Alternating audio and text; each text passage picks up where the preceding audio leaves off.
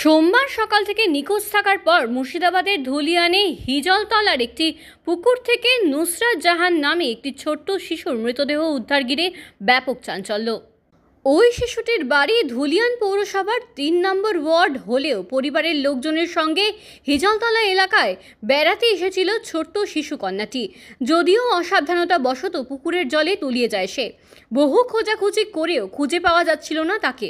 অবশেষে একটি সিসিটিভি ফুটেজে ধরা পড়ে ওই শিশুর ছবি এবং ওই জলাশয় থেকে উদ্ধার হয় ডুবে যাওয়া শিশুটির দেহটি ভেসে উঠতে স্থানীয়দের নজরে পড়ে।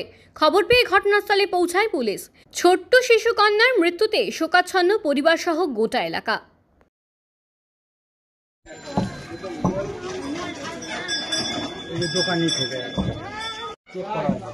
বাচ্চা ছিল বলা যায় না তো, চেক করা আছে তো, জলও তো নাই বেশি, জল হতে পারে।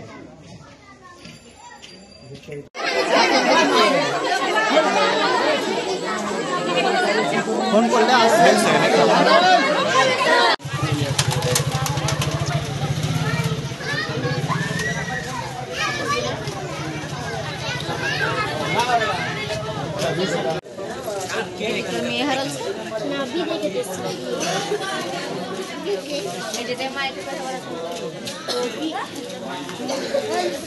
মেয়েটা ছবি লেলে ঘুরছিল